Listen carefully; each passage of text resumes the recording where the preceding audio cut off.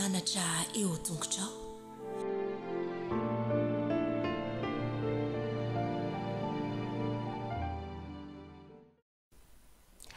Miobio an'Andriamanitra ary tany rehetra, mankalaza ny voninahitry ny anarany, omeo voninahitra izy ho fiderana azy. Lazao amin'Andriamanitra hoe indray matahotra ny asanao, ny fahalebiazan'ny herinao no hikuizan'ny fahavalonao anao, ny tany rehetra ankohaka eo anatrehanao ka ankalazanao, eny ankalaza ny anaranao izy. Andeha hanombohantsika izao fotoana izao ary dia ho ataontsika ny hira voninahitra ny laharana 720.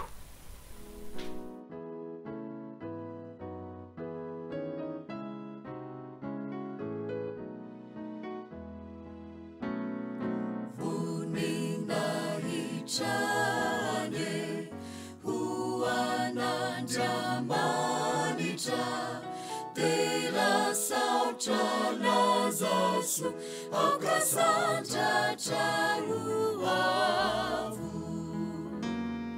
leibeni erini leibeni asani marina ni didini manabara nyatsarani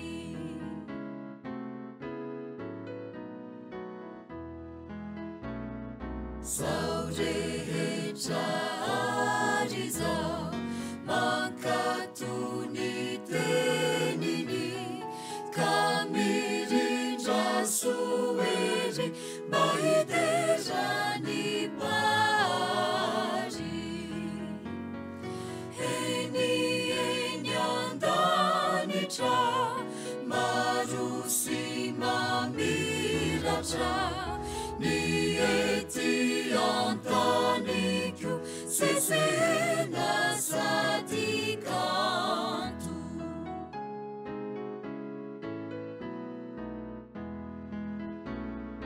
ori ulumbeluna izai sanganasani manumeza aziza funidali chasiaza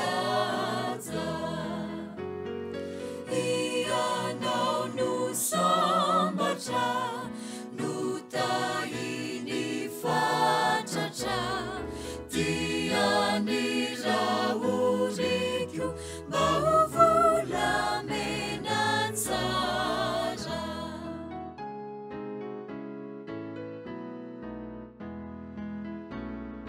Tumpuanjamanitra haukanivuavutra hirai femandrakiza hankalazana watrani heni fitiavana sini famindrampuna funina ichuana tena lehibe Jehova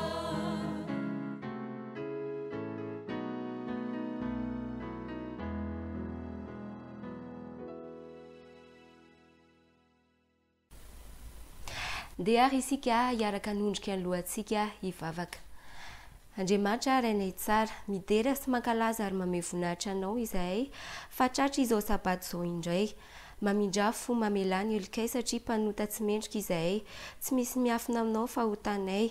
Mangataka nefa izahay Andriamanitra mba ho avelanao ny elokay ka ho feno fananao masina izahay, engany ny lesona rehetra mba hitondra soa anay tsirairay avy ary mba hisiako ny be dia be ny fiarahanay aminao.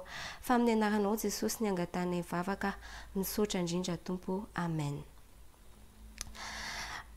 Fa ny miarabantsika tsirairay avy any tokantrano any manaraka izao fandaharany sekoly sabata izao. Maniry izahay mba anaraka izany ampifaliana isika tsirairay avy ary mba hisiako ny be dia be eo amintsika ny zavatra rehetra izay ho arahantsika eto. Mialohan'ny hanombohantsika ny fotoana rehetra dia andeha horinesintsika ny tatitra maneran-tany.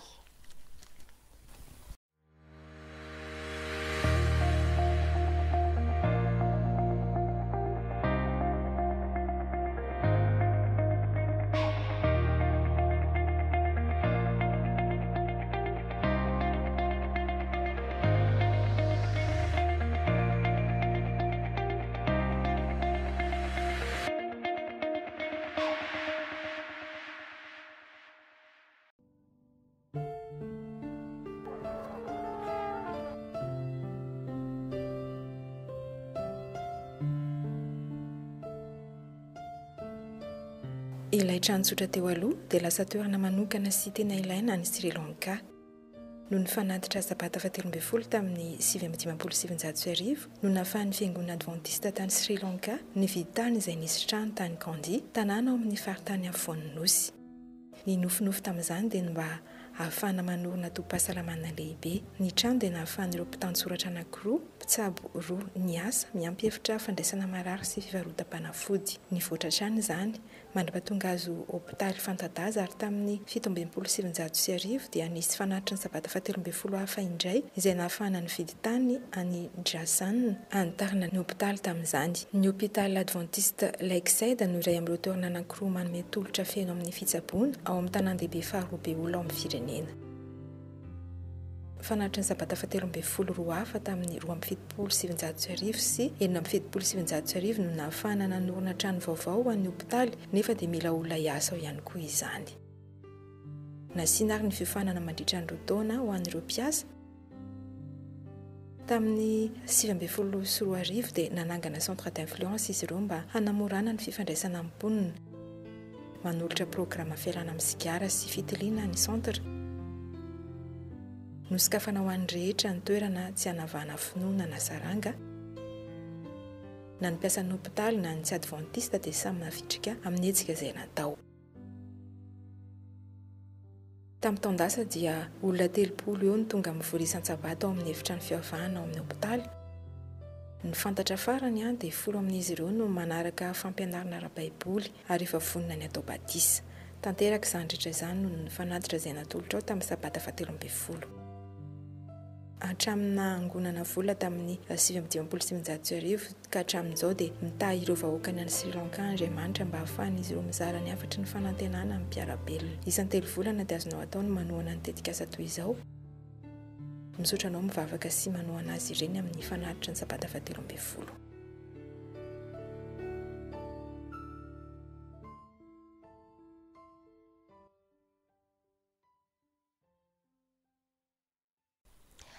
Misaotra azy isika nanolotra izay tatra maneran-tany izay, fa andeha isika anaraky ny lesona ny zaza-minono hatramin'ny zatovo. Kanefa mialoha izany dia andeha ho ataontsika ilay hira fanao tahaka ny mahazatra, ilay hoe mitenena.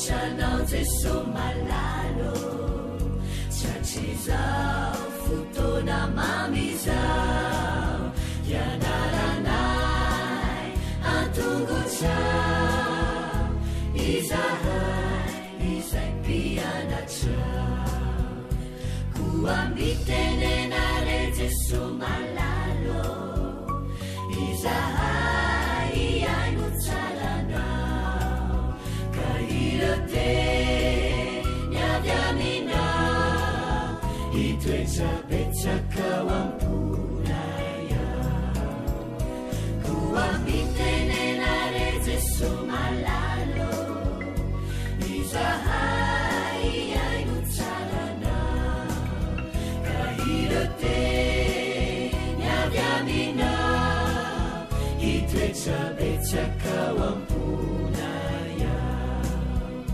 Irate nyadamina itwechapechaka wampunaya.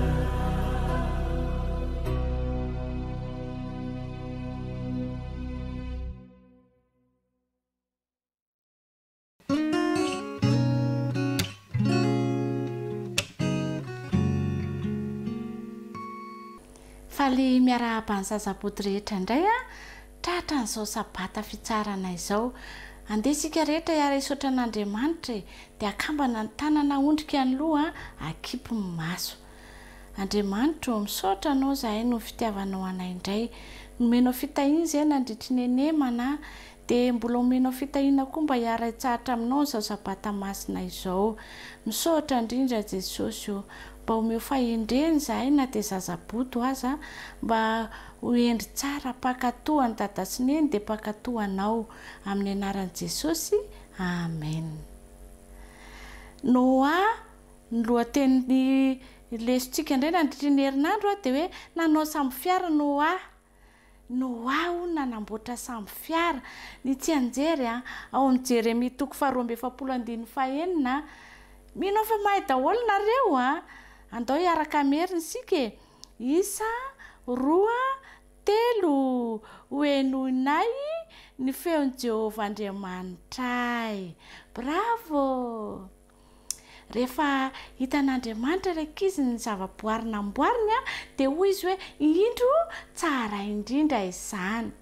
Fa zao reto nalahelo be nge Andriamanitra taty aoriana dia nitombo ny olona dia ny ratsy ny toetran'ny olona.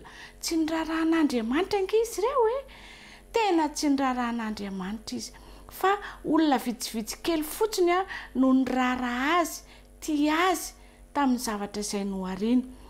Nanenina be nge Andriamanitra tena takan'izay tsy nanamboatra olona fa maditra nge ny olona tso ihany fa nananamana reto izy Noa no anarany.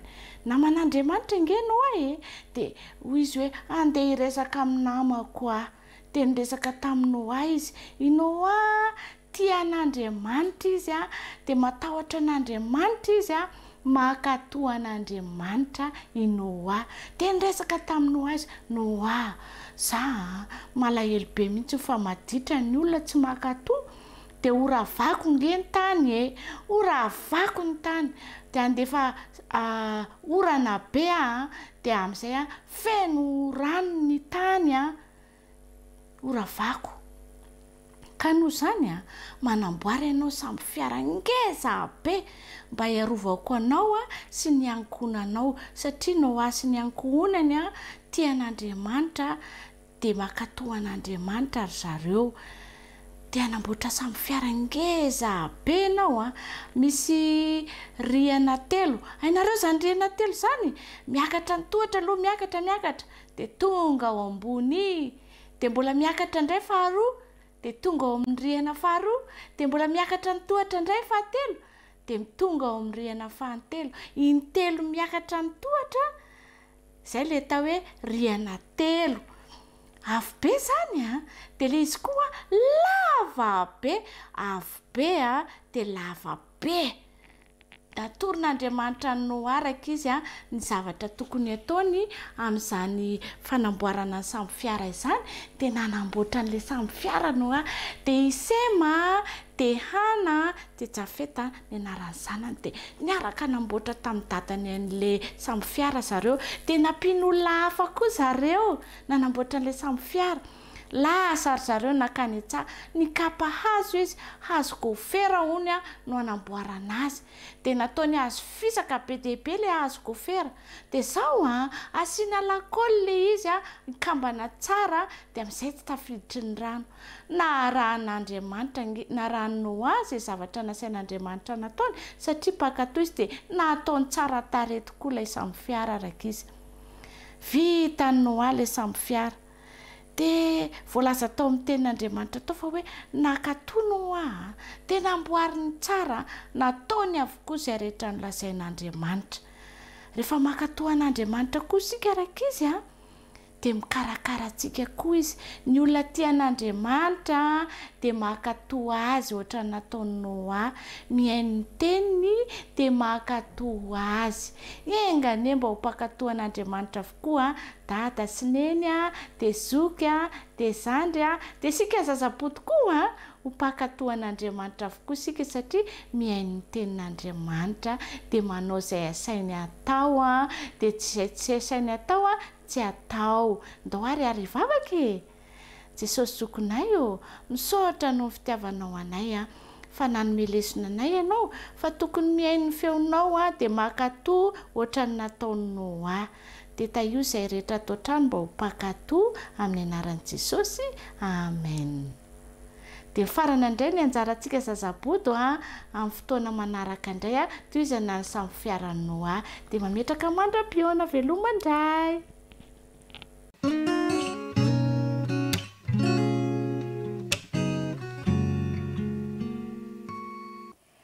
kory aby atsika rakizy inona ny vaovao anareo tonga indray ty ny sabata ahafahantsika eto miaraka mamekina loha hevitra ny loha hevitra fahadimy indray ako no andeha raha ntsika mamekiny izay manao hoe potipotika ireo vato fisaka potipotika ireo vato fisaka ao anatsara hoe potipotika ireo vato fisaka ny andala teny fitadidy mino fatadidinareo ao amin'ny salamo fahenina amby valopolo andininy fadimy salamo fahenina amby valopolo andininy fadimy manao hoe fa ianao tompo no tsara sady mamela heloka andenga averitsika fa ianao tompo no tsara sady mamela heloka salamo fahenina amby valopolo andininy fadimy arak'izany tsy anjery izany rankizy dia mampianatra antsika ny lohahevitra fa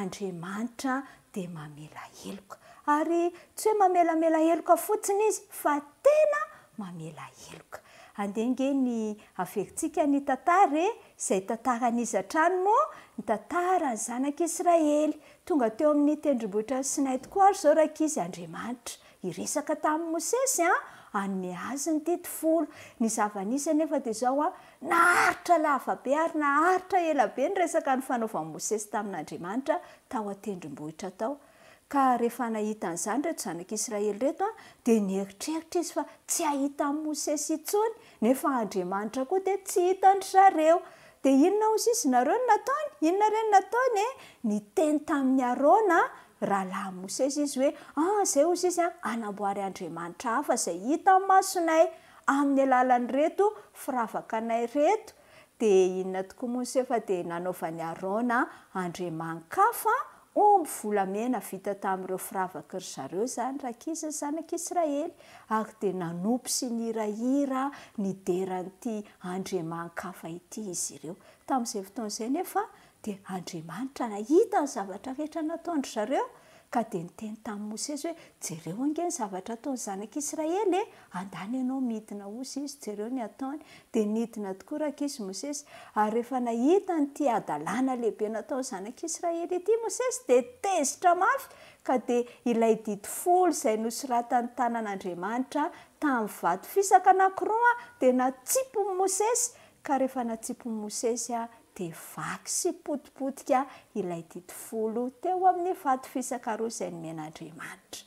Nalahelo mafy Mosesy kanefa na dia teo aza rakizy izany fahadisoana lehibe nataony zanak'Israely maneho tsy fahatokisana izany dia nifona ho an'ny zanak'Israely Mosesy. Rehefa nifona izy dia navelan'Andriamanitra ange fahotana izy ireo izany tantara mahafinaritra izany dia mampianatra aisy ianao koa na dia mbola zaza ary isika dia aoko tsapantsika fa rehefa mifona fotsika manontolo amin'Andriamanitra tsika rakizy dia avelan'Andriamanitra tsy misy mihitsy fahotana na manahoana alehibe ny fahotantsika mety misy fahotana everitsika hoe kelikely izany misy fahotana hoe tena nanao fahotana lehibe kosa izy fa na manahoana keliny na manahoana lehibe ny fahotana vitantsika olombelona rakizy vonona mandrakariva Andriamanitra amelantsika raha ohatritsika ka maninona mifona fotsika manontolo ka dia izao ary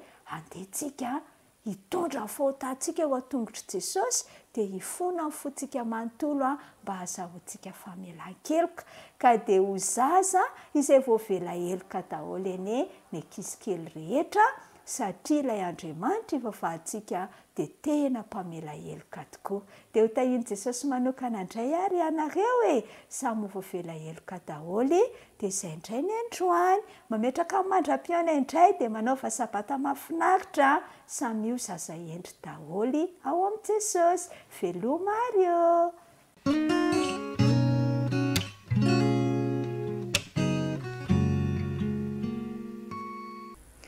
Anjarantsika tanora zandry indray ary zao miarabantsika foana mino afa voninao daholo mitao ary tsika hiaraka merina ny lohateny sy ny tsy anjery lesona fahafilo moa tsika lesona fahadimy nao hiaraka ary mitady namana tsy anjery fa efa nataoko hoe sakaiza ianareo satria izay rehetra reko tamin'ny raiko no nambarako taminareo. Jaona toko 5:20 andininy 5:20. Mahafinaritra fa miezaka mandrakariva isika tanora zandriny a mianatra ny tenin'Andriamanitra, manao tsy anjery mihitsy. Ndaindray ary ho fitentsika izay voalaza nandritry ny herinandro hoe efa tapitra ny tantara mahakasika ny Jaona, efa maty izy a no tapahin-doha. Jesosy indray izao no manohy ny asa, satria Jaona dia nalefa n'Andriamanitra mihitsy hialoha lalana ny Jesosy amin'ny asa izay ataony. Efa Jesosy zany izao ny miasa dia hijery ny asa nataon'i Jesosy indray isika.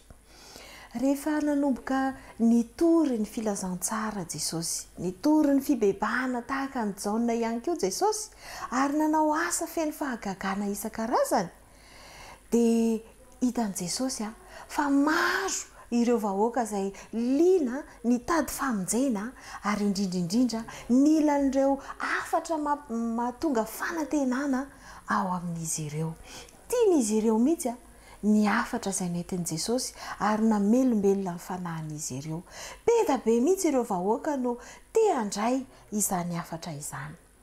Tsapan'i Jesosy ary fa raha misy namana voaofana tsara miaraka amin'ny manatanteraka an'izao asa izao, dia ho aingakaingana kokoa ny asa.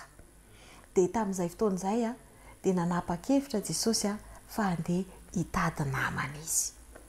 Lesona anankiray sahady zany ry tanora namako, eo amin'ny asa izay nirahan'Andriamanitra antsika dia tsara ny miara-miasa amin'ny hafa.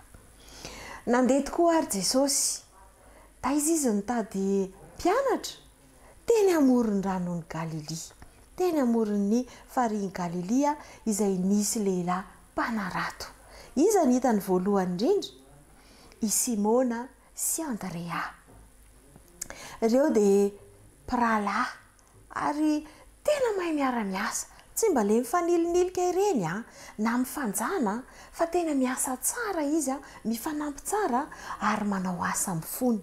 Hitan'i Jesosy tamin'izay fotoana izay fa tena vonina hiara-iasa ireto lehilahy reto ary manana fanoloran-tena, dia natsoiny Jesosy izy, ndao anaraka.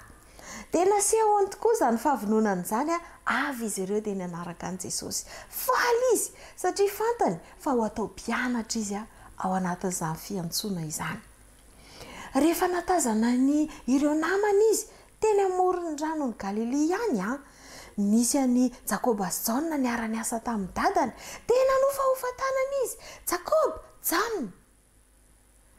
Hitan'i Jesosy ihany koa fa ireto mirahalahy ireto dia tia manampy an'ny dadany ary tena miara-miasa. Nantsoin'i Jesosy ihany koa izy ireo dia vonina ihany koa. Nandao an'ny dadany izy mba hanaradian'i Jesosy.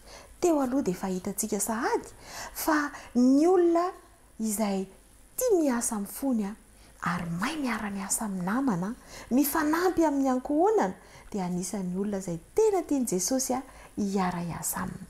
Mino aho fa ianao io dia tena mahay mifankahazo tsara amin'ny ao an-tokantranao dia mifanampy amin'ny dada sy neny, mifanampy amin'ny zoky sy zandry. Tian'i Jesosy ho mpianany ianao. Avy eo izy nahitany Filipo. Avy eo ihany koa i Filipo tsy naharitra fa noho ny hafaliany izany hoe miaraka amin'ny Jesosy izany dia namany no nantsony dia Natanaela izany.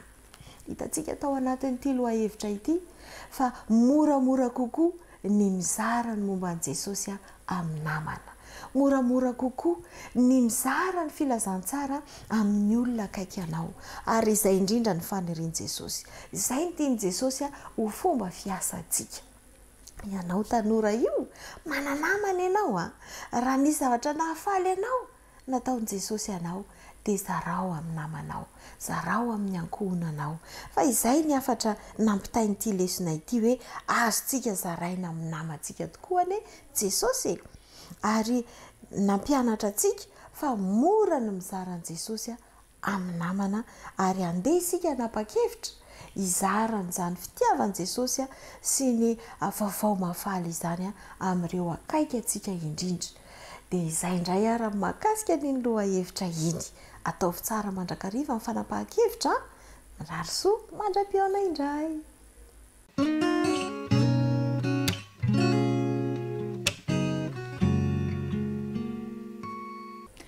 amin'ny fifaliana indray no iarabana ny tanora mantonto rehetra iarabanantsika rehetra ihany koa nahatratra izao fotoana izay amerenantsika ny lesona fahadimy izao izay mitondra lohateny hoe mitombo amin'ny fahasoavana ny tsenjery dia izay hitantsika tao amin'ny kolosianina toko faharoa ny andininy fahenina manao hoe koa tahaka ny nandraisanareo an'i Kristy Jesosy io tompo dia mandehanao aminy araka izany koa. Tao anatin'ny lesona dia nahita itsika ny tantaran'ny Wilma dia zazavavy kely iray izay tratry ny aretina polio izany hoe nalemy ny tongony ilany. Nanana faniriana nefa Wilma teo amin'ny 12 taonany ny mba ho tonga mpiazakazaka fanta-daza maneran-tany. Dia mety hiteny isika hoe ahoana tokoa moa ny ahatongavan'izany izy raha malemy ny tongony ilany. Kanefa dia nitanterahan'ny Wilma ny faniriany sy ny tanjona izay napetrany teo amin'ny fiainany. Tamin'ny voalohany dia nanana sarotra azy ny niazakazaka satria tsy maintsy nampiana vy ny tongony dia ary tsy maintsy nitondra beky ihany koa izy dia nanana sarotra izany tamin'ny voalohany kanefa nanao fanazarantena mandrakariva Wilma mba hanatrarany ny tanjony dia ny ho tonga mpiazakazaka fanta-daza maneran-tany. Teo 12 taona dia nandray anjara voalohany tamin'ny lalao olimpika Wilma ary dia nahazo médaille volafotsy izy tamin'izay fotoana izay.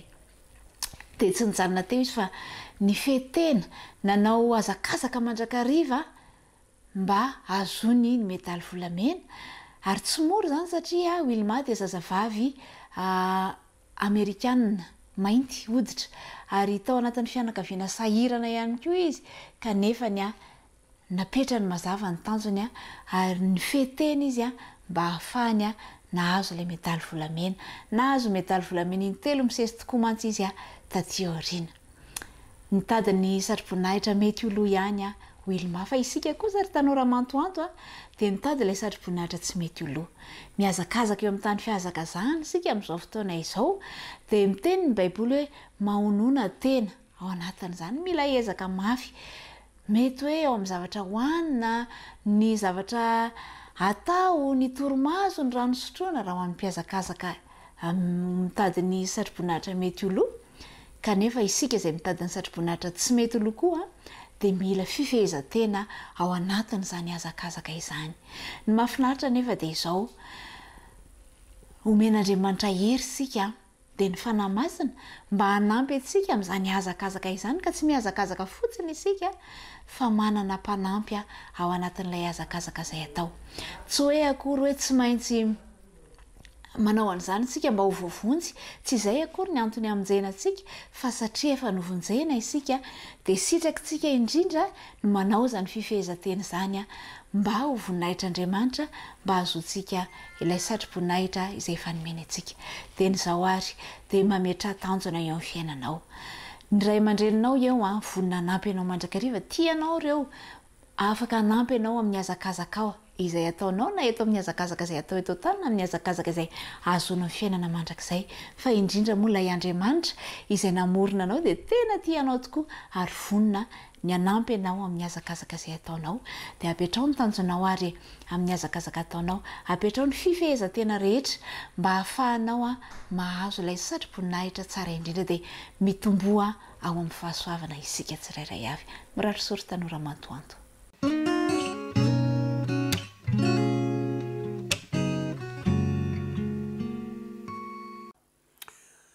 Dia faly miona amintsika zatovo indray amin'izao sabata izao ary faly mifanatry tava ho antsika izay manaraka ny fandarana amin'ny alalan'ny page Facebook. Kopakopa tanana ho antsika rehetra. Toraka izany koa antsika izay any an-trano izay miaino amin'ny alalan'ny onjam-peo 904. Lohateny anankiray sarobidiny diniantsika farany dia ilay hoe ny fahitsy-toetra. Tia metraka fanontaniana hoe efa mba niova ve aloha ianao satria ny anarantsika izany fahitsy-toetra izany tamin'ny heriny. Dia mino fa nahita fahafinaretana isika satria nahintsy teo imason'Andriamanitra sy tamin'ny olona rehetra. Tsy misy zavatra manenjikenzika antsika intsony ao an-tsainao. Rehefa tsy mahintsy mantsika dia ohatry ny enjehany eritreritra dia tsy sambatra. Ka toy izao trano ny fanandramana aoka isika ahintsy amin'ny lafiny rehetra na dia mibitika indrindra azy. Dia hitanao fa azo tombony ianao. Lohahevitra anankiray indray no anaovantsika fanandramana ary amin'ity sabata ity dia manao hoe ery faharetana tanjona, ery faharetana tanjona. Izany de anisan'ny lalana irina indrindra mba izorantsika zatovo. Manana ery aloha sika, marina zany sa tsy marina, marina zany. Ary ianao a ny ery zay nananao de tokony hanana faharetana ianao. Tsy tsara ny manana ery nefa tsy misy faharetana. Ianarantsika koa zany zay hoe mba manam-paharetana zay amin'ny zavatra rehetra, atombohy amin'ny zavatra madinidinika ao ka hanapaharetana ianao. Sika tanora zao nisan'ny moranona. De misy fotoana rehefa elaela vao masaka ny sakafo de ohatry ny tezidrantsika de ohatry milondolondo eo ny oritsika de ohatry ny sorena isika. De mbola tsy masaka ihany ve ny vary, mbola tsy vita ihany ve ny sakafo. Avy eo nge ianao hinana ihany, manana faharetana. Rehefa vitanao ny manam-paharetana amin'ny zavatra kelikely ohatran'izany, de hanana faharetana amin'ny zavatra lehibe ianao. Fa ataonao ahoana moa ny hanam-paharetana amin'ny zavatra goavana, nefa ohatra hoe sakafo somary elaela tsy hanananao faharetana. Fampietreretana zany a, satria maro amintsika ny manan'izay toetra zay. Toetra tsy manam-paharetana. Zao ary le izy. Manam-paharetana ianao, manana ery ianao. De ny ery zay hananantsika zatovo a, de tokony hisy faharetana. Manana faharetana amin'ny zavatra rehetra. Aza maimaiky. De ny manaraka manana tanjona. Zay zany le izy. Ny ery hanananao de mitondra faharetana, mitondra tanjona. Vakitsika ny ao Matthieu 5:1 mba ahafahantsika mandray lesona amin'izany lohateny zany. Matthieu 5:1. Sambatra ianareo raha ratsian'ny olona sy enjehany ary asiany izay teny ratsy rehetra hitenena ny lainga anareo noho ny amiko. Averiko rehefa kiteny Jesosy mihitsy no miteny eto. Sambatra ianareo raha aratsian'ny olona sy enjehany ary asiany izay teny ratsy rehetra hitenena ny lainga anareo noho ny amiko. Mety ametraka fanontaniantsika hoe zany ve de mitondra fahasambarana? Aika isika zay maniry ho sambatra io de zao. Rehefa misy manaratsy ianao, de enjehan'ny olona ianao, de asiany zay teny ratsy rehetra ianao, hitenena ny lainga ianao zany ilay sambatra. Amin'ny maha olona de ohatrany hoe zany koa hoe de asambatra. Zany ara ny tena mahasorena indrindra. Zany ara ny mahatonga na tsy mahazo aina mihitsy hoy ny sasany. Zany mahatonga ao kivy. Satria maro loatra ny olona manaratsy. Fa misy fanazavana eo amin'ny tapany farany hoe hitenena ny lainga anareo noho ny amiko. Zany hoe noho ny am Jesosy. Raha noho ny am Jesosy zany no hanenjehan'ny olona atsika, hanendrikendrehan'ny olona atsika, hitenenan'ny olona ratsy atsika, de sambatra ianao. Fa tsy noho ny zavatra hafa. Indray mantsy atao raisitsika vilana ity teny ity. De misy zavatra tsy mety ataontsika mihitsy de enjehan'ny olona ianao ny amin'ny zavatra tsy mety de hoe sambatra zay enjehany. Kanefa ianao tena manao ny tsy mety mihitsy. Fa ilay sambatra resahany eto de zao aratsiana, enjehana, hitenenana lainga noho ny am Jesosy. Iza moa Jesosy? Izy ilay marina. Zany hoe noho ny am fahamarinana zany, noho ny am marina zay ijoroanao, raha misy manenjika anao amin'izany ianao de ianao ilay sambatra. Aza miteny tsony zany ianao hoe tena mijaly mihitsy afa misy manenjika, tsy mijaly ianao. Fa ny Baiboly de milaza fa sambatra ianao. Raha misy miteny lainga anao zany hoe manendrikendrika anao, maro amintsika nge tsy mahazaka endrikendrika. De zao, raha misy manendrikendrika anao de mitenena mihitsy amin'ny tenanao hoe sambatra. Fa aza miteny hoe mijaly mihitsy afa endrikendrehan'ny olona, tsy a. Ny Baiboly no milaza, Jesosy mihitsy no miteny sambatra ianao satria noho ny am Jesosy, noho ny fahamarinana no anenjehana anao. De ty ny zavatra anankiray amara-paranantsika sady. Nandritra ny fotoana maro de nampisaraka olona maro ilay mifanendrikendrika, mifanaratsy, manao teny ratsy ny namana. De nisaraka. Lasa tsy namana intsony ilay mpinamana ohatra. Lasa tsy mifankatia intsony ilay mpifankatia ohatra. Lasa mifampiavinavina ilay mpiray tanàna satria mifanendrikendrika sy mifanaratsy. Fa zao ho an'ny zanak'Andriamanitra, na de zany ara ny tontolo misy, de izy tsy miala am Jesosy izy. Mifikitra amin'Andriamanitra mandrakariva. Aoka zany tsy ny endrikendrika sy ny fanaratsiana toon'ny olona no maika tonga anao tsy hivavaka. Fa izany ara ny tokony hampivavaka anao satria sambatra ianao. Ary tiana anankiray farany naovantsika fanandramana. Raha misy ny manisy ratsy, raha misy ny teny ratsy, raha misy ny mandefa lainga sy fanendrikendrehana, de aoka mba tsy hoenao io zany. Aleo ny olona anao an'izany anao, fa aza mba hainao no anana an'izany toetra izany. Fa tsy tsara izany. tsy tondra soa anao zany zay zay fanandramana indray zany ary ny anankiray tena maranantsika azy dia zao hoe ireny endrikendrika sy fitenenan-dratsy maro samihafa ireny dia karazana tafiotra karazana fisedrana karazana fizantoetra mamay fa zao rehefa hianjadiny reny sika dia mamy eo imason'Andriamanitra mahita ny zanany zany hoe tena Andriamanitra mihitsy isika mijoratra amin'ny farany tian'Andriamanitra no mijery atsika mijoratra amin'ny farany na dia misy manaratsy azy sika sy misy miteny lainga zay zao tontolo zao mety tsy hatakatra ary tsy hafantatra mety tsy afaka manao an'izany fanandramana zany fa ianao kosa se kosa ama kristiana se dia afaka manao an'izany ianao ary Andriamanitra mihitsy ianao nahafiry atsika mba tonga an'izany ho zava-misy manam-piresaka indray ary fa zay ny loha hevitrintsika veloma tompoko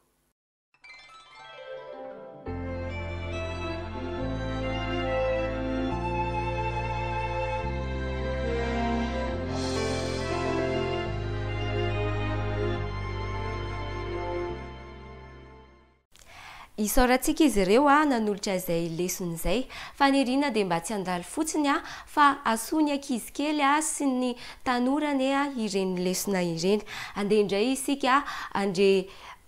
isika andreny lesony tanora zokiny sy ny lehibe fa mialoha izany dia ataontsika ny raha efa akaiky ny andro malaza laharana fa 4/30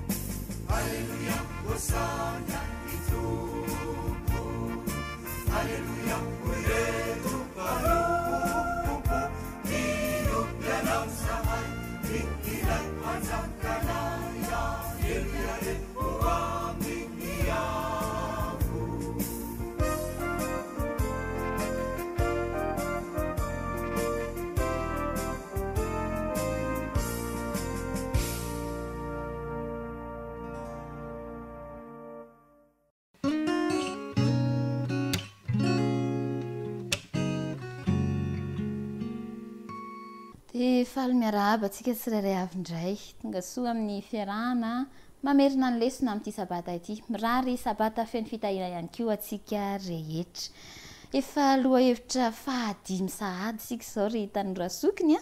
Ny lohahevitra fahadimy moa le raha antsika mamerina dia le mitondra ny lohateny manao hoe Jesosy ilay mpanome fitsaharana. Rehefa niara-nianatra sika tanatin'ny herinandro dia niaraka nandinika ho fototra zany ny Hebreo 7 sy ny 7 ary tao amin'io toko anankiroa ihany koa ilay nangalantsika tsirairay avy andiny anankiray mba ho atao fitadidy ho tsy anjery dia tsara indrindra. Raha ankehitriny no amerenana an'izany ka raha mety ianao ndao hoe samy amerina ny azy. Eny ary Jesosy ilay mpanome fitsaharana. Rehefa nianatra sika teo aloha dia nahita fa mifantoka amin'i Jesosy amin'ny mahampanapaka sy amin'ny mampanafaka ny vahoakan'Andriamanitra azy ny Hebreo 1 sy ny 2. Dia rehefa niara-nianatra indray sika ny Hebreo 7 sy ny Hebreo 4 dia nampafantatra ny mahakasika an'i Jesosy amin'ny mahampanome fitsaharana ho azy tsika azy ireto toko ny anarantsika ireto. Dia Jesosy ilay tsara lavitra noho i Josoa satria Josoa tsy afaka nanome fitsaharana tonga lafatra arak'izay nampanantenan'Andriamanitra. Dia izany ny rahantsika nianatra ka hitantsika tao fa faritan'ny bokin'ny Hebreo hoe fitsaharana avy amin'Andriamanitra sy fitsaharana amin'ny sabata izany fitsaharana izay omeny Jesosy atsika izany. Dia niaraka nianoka ny asarobidiny lesona izay nomen'Andriamanitra atsika isika ary niara-nianatra fa ny fitandremana marina ny sabata dia mahatonga atsika hanandrana sy hiaina sahady ny fiarahana tonga lafatra amin'Andriamanitra izay hiainantsika ihany koa rehefa ny an-danitra sy any amin'ny tany vaovao. Dia niaraka nahita isika ry Tanora Sokiny fa rehefa mitandrina ny sabata isika dia mahatsiaro fa to tsara Andriamanitra ary tena resy lahatra satria nahary tontolo tonga lafatra tany am-piandohana izy ary tamin'ny famoronana izay nataony dia tena tonga lafatra izay nataony. Dia rehefa mitandrina ny sabata zany isika dia mahatsiaro mahatsapa resy lahatra ka latsa-pity amin'Andriamanitra ny amin'izany. Ary ny tena zava-dehibe ihany koa ankoatran'izay dia ny fahatsapantsika rehefa mitandrina ny sabata hoe Andriamanitra efa nanomana ny famonjenantsika amin'ny alalan'i Jesosy eo amin'ny hazo fijaliana ary mihoatra noho ny asa iray izay manamarika fahatsiarovana fotsiny ny tena fitandremana marina ny sabata. Ny hitantsika tao anaty lesona mantsy dia hoe ny fitsaharan'ny sabata dia fankalazana ny fahavitan'ny asa famoronana sy ny fanavotana izay nataon'Andriamanitra ho aso anao. Ary andeha tsy ho adinoana mario tsara arak'izay lazain'ny lesona fa tsy nitsahatra ny Andriamanitra raha tsy efa azo ny antoka fa voasahana avokoa izay ilayntsika ka mendrika indrindra raha miaraka aminy isika mitsahatra mitandrina ny sabatany dia mahatsiaro ka ho tonga ankalaza azy amin'ny fiainantsika rehetra satria mahatsapa ny fitiavana antsika. Ka arak'izany resahan'ny lesona izany dia natao amin'ny fankalazana sy ny fifaliana ary ny fisaorana zany ny sabata ka aoka isika tsy hevitra zavatra fa na hivily ny saina fa rehefa mitandrina ny sabata isika dia maneho dia aneo marina fa mino ny teny fikasan'Andriamanitra ary koa mandray ny fahasoavana izay atolotr'Andriamanitra ary fanehoana ny finoana velona sy matanjaka izay ananantsika ny fitandremantsika ny sabata ka tsy handisy fanantenanan'Andriamanitra isika na sanatria hamita tena rehefa hitandrina ny sabata.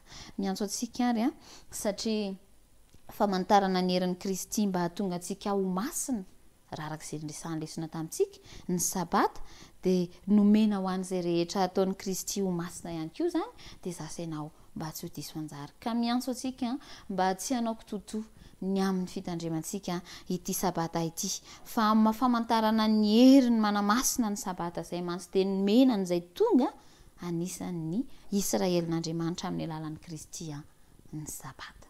Zasainao andray fitahina manokana avy amin'Andriamanitra fa zao aoka zasainao voafinao amin'ny Kristy andeha esorina ny fisalasalana rehetra andeha roahana mihitsy ny tahotra fa hiantehitra amin'Andriamanitra Andriamanitra ilay mahay mitahiry izay efa nankinina taminy ary Andriamanitra ilay raha apetrantsika eo ampelantanany ny makasika antsika rehetra dia ataony mihoatra noho ny mpandresy isika satria amin'ny alalan'ilay tiantsika dia ankalaza azy rehefa sabata anaja an'andriamanitra ary ny fiainantsika rehetrany dia ho fankalazana an'andriamanitra ho faneketsika ny fitiavany namorona antsika ary ho fisaorantsika sy fifaliantsika aminy.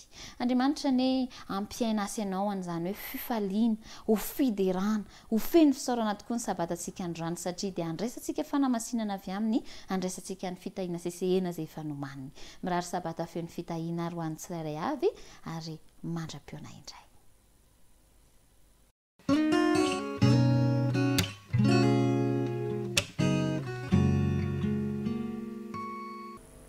Feno fifaliana ny fo afaka miaona finaritra aminao indray ao anatin'ny fanaovana jeritodika ny herinandro fahadimy amin'ny loha FDB ny telo volana ity. Herinandro fahadimy izay nomentsika ny lohateny hoe Jesosy ilay mpanome fitsaharana. Mino fa tena mahaliana anao zany lohateny zany. Koa melo indrindra ny isotsika amin'ny fanaovana an'izay jeritodika izay dia raisiko fifaliana ny manasanao hiaraka eo mombavaka.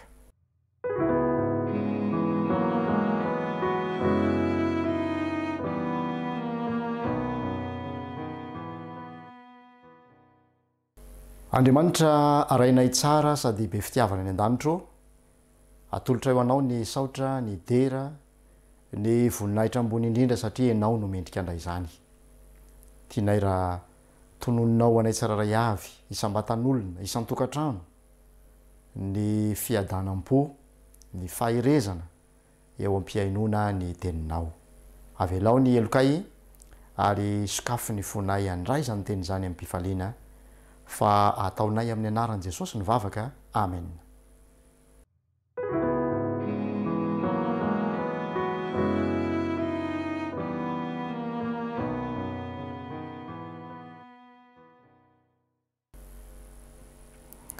Jesosy ilay mpanome fitsaharana. Io no lohahevitra nojerentsika teto nandritra ny herinandro. Ary tao amin'ny Hebreatoko faha-efatra ny andinin'ny faha-sivy no andinin'ny fitadidy ho antsika izay mahitsy ary manantitrantitra fa mbola misy sabata fitsaharana ho an'ny olon'Andriamanitra. Inona ny tian'izany andinin'izany ho ampitaina amintsika tsiraray avy manaraka ny fandaharana.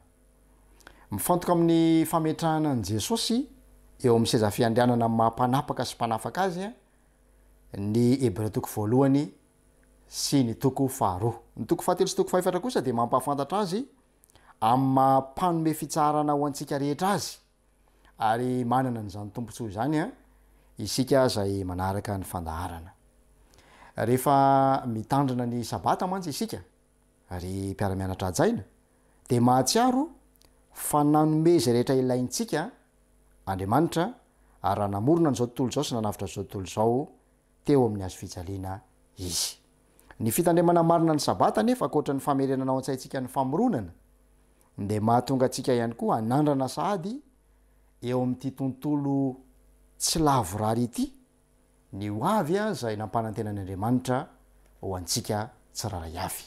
Ary manana an'izany tombontsoa izany isika manaraka ny fandaharana ka nandray ireo toko sy andininy maro be tao amin'ny epistily ao Hebreo izay manondro izany fahamarinana izany. Rehefa nanafaka ny Israely avy tamin'ny fandevozana tao Egipta mantsy Andriamanitra dia nikasa nitondra azy ireo ho amin'ny tany Kanana mba hahafahan'izy ireo manompo an'Andriamanitra amin'ny kahalalahana. Hitantsika izany eo amin'ny Exodosy toko 9 ka ny andininy voalohany. Hitantsika ihany koa amin'ny Salamo 5:1, ny andininy 7:7, 4:7 ary 5:7. Hoy Jesosy eo amin'ny Mateo toko 7:20 hoe mankanesa aty amiko. Tsy ny ananan'ny Israely ny tany fotsiny ny fikasan'Andriamanitra raha nanolotra ho azy ireo izany izy. Nanao izay ankanesan'izy ireo ho eo aminy mihitsy izy. Exodosy 10:4. Ny rian'Andriamanitra ny veloman'izy ireo amin'ny tany izay ahafahany manana fifandraisana ety aminy ka tsy isiny ny sakatsakana eo amin'ny fanompoana azy. Nampifandraisan'Andriamanitra izany tamin'ny fanafahana tany Egipta ny sabatany famoronana. Samy voasoratra ao amin'ny didy mikasika ny sabata ny famoronana sy ny fanafotana. tsy sika ny namorona antsika tsy sika ihany koa no manavotra antsika satria tsy haintsika raha teo zany fa andriamanitra irery no mahay manao an'izany ho antsika. Zany no mahatonga nyreny fanomezana zay omen'andriamanitra reny a iorina amin'ny fahasoavana ary tsy azo raha tsy amin'ny finoana irery ihany. Manazava izany ny Hebreo 4:4 fa ny teny fikasana ny raisiny Israely dia tsy nahasoa azy satria tsy niaro finoana tao amin'izay nandre. Hebreo 4:4. Ry mpiara-mianatra namana miantso atsika Andriamanitra mba hifananatra isan'andro ao amin'ny Hebreo 4:7 mba hifampandinika ampandroso ny fitiavana sy ny asa tsara Hebreo 10:4 ary hitandrana tsara fandrao isy hiala amin'ny fahasoavan'Andriamanitra Hebreo 12:15. Isan'ny teny zay manaitra sy miverimberina ao amin'ny epistily ny Hebreo ny teny hoe anio. Inona moa ny tena tiana holazaina amin'ny hoe anio? Ny anio a dia fotoana ny fanapahan-kevitra, fotoana zay azontsika araraotana kanefa kotoa fotoana sy ny loza manantanina tahaka zay faniainandreo vaokan'Andriamanitra hatrizay. Ka raha miteny hoe anio ny tenin'Andriamanitra dia manasa atsika tsy salasala, manasa atsika tsy angatakandro, fa na dia midadasika aza ny famindrampon'Andriamanitra dia fotoana fampitandremana ho antsika izany a ahafahantsika manana foendry sy fanapahan-kevitra marina ary ara-potoana izay horaisitsika amin'izay fotoana izay. Ny fitsaran'ny sabata dia fankalazana ny fahavitan'ny asa famoronana ataon'Andriamanitra. Genesis 2:2-7, Exodus 2:20-1. Mahatsiaro ihany koa ny amin'ny fanavotana rehefa miresaka n'izany hoe fitsaran'ny sabata izany Deuteronomia 5:5-12-15. Fa tahak'izany koa ny fametrahana an' Jesosy eo amin'ny seza fiandrianana any amin'ny tempolo eny an-danitra dia mankalaza ny fahatotosan'ny sorona lavorary ho amin'ny famonjena antsika. Ny raha ntsika mamaky lay fanambarana mezinezina nataon'i Jesosy teo amin'ny hazo fijaliana manao hoe vita, maneho fa tontosa antsakany sy andavany lavorary ilay fanatitra nataony mba hamonjena antsika. Ry mpiara-mianatra namana, manana tombontsoa sika nianatra ny epistily ny Hebreo satria afaka manandrana sahady ny famoronana vaovao zay nataon'Andriamanitra. Mbola hito amin'ity toerana zay be fanahina, feno loza ary mampangitakitaka ity no misy antsika. Tsy fantatritsika zay tranga rehefa aveo na rampitso, kanefa Andriamanitra dia mampanantena ho avy, be voninahitra, tsara lavitra, feno fanantenana ho antsika tsiraray avy. Natao an'ny fankalazana sy ny fifaliana ary ny fisaorana ny sabata. Rehefa mitandrina ny sabata isan-kerinandro isika dia maneho fa mino ny teny fikasan'Andriamanitra ary mandray ny fahasoavana zay atolony. Fanehoana finoana velona sy matanjaka ny fitandremantsika ny sabata.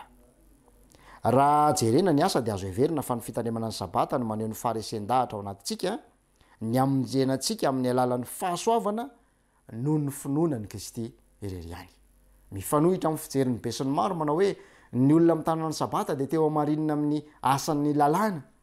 Tsia, fa hamarinina sy vonjena amin'ny finoana isika amin'ny alalan'ny fahasoavana irery ihany rehefa mitandrina ny sabata. Ry mpiara-mianatra namana, mahita ny Kristy ao amin'ny sabata isika ka mifaly ao aminy. Manondro azy ny asan'ny famoronana, ho pirofo mazava maneho ny herin'ny lehibe ary maneho azy ihany koa eo amin'ny fanavotana zay nataony ho antsika.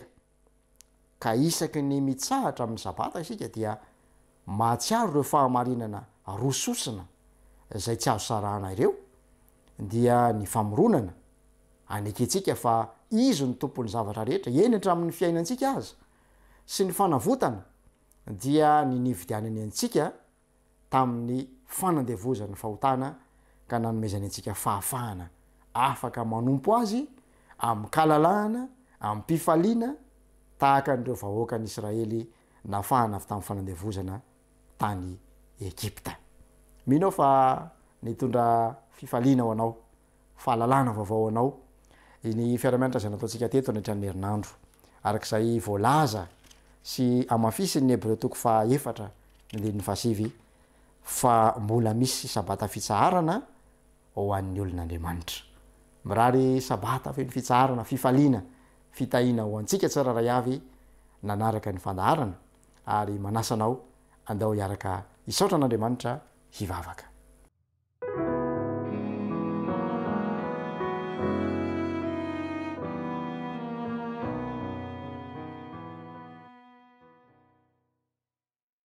Raha tsara misaotra noho ny fitahina be dehibe zay natolotra ho anay, misaotra noho ny fahasoavana namonjeny anay, misaotra noho ny finoana zay nomenao ahafahanay mandray zany fitahina izany ho an'ny tenanay manokana. Misaotra noho ny amin'ny sabata zay fantatrao fa mahasosy tena ilainay, ary misaotra noho ny faharesen-dahatra nomenao anay tsiraray avy hiara-miaiky amin'ny apôstôly Paoly fa mbola misy sabata fitsaharana ho an'ny olon'Andriamanitra. Tompo ampio zay mba hiaina ampifaliana zany sabata izany ka ho tsaronay tokoa fa sady mpamorona mpamonjy anay ianao. Petraka fera-pelantananao ary ny fiainanay no ireo tebiteby sy aya maro samihafa zay manodidina anay mba ho feno fahatokina izahay amin'izao sisa izao ka hiantehitra tanteraka sy manontolo aminao. Amin'ny anaran'i Jesosy no angatana izany vavaka izany. Amen.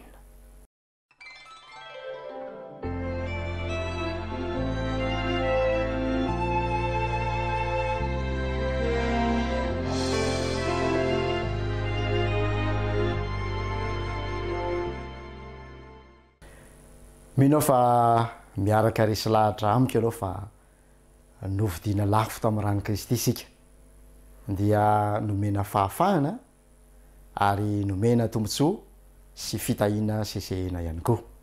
Porofon'izany manasanao andeha hanolo tena isika ka hanolotra zay azontsika atao mba ho fampandehanana ny asan'Andriamanitra, fanapariana ny filazantsara, manerana ny voan'ny tany amin'ny alalan'ny fanatitra ny sekoly sabata.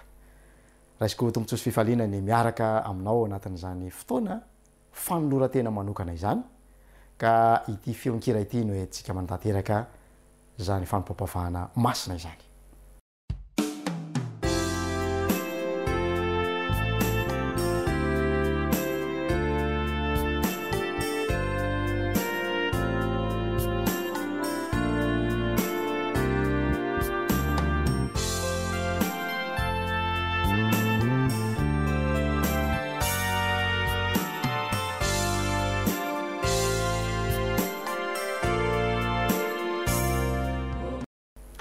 Misaotra tompo no reo fitahina sesehena zay nataonao teo amin'ny fiainanay ka nahafahanay nandray anjara tamin'ity fanolorana ity androany.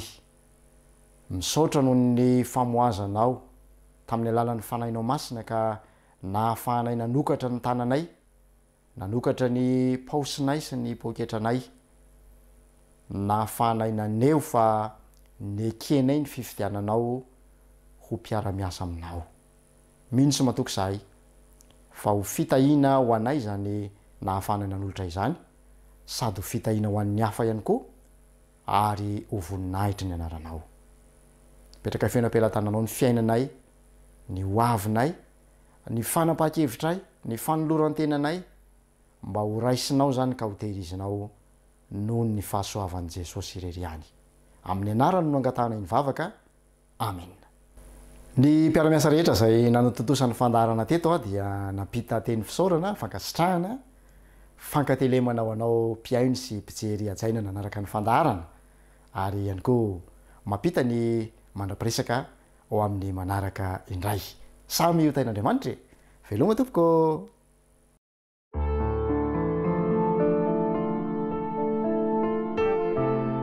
Mianatra eo tongotrao.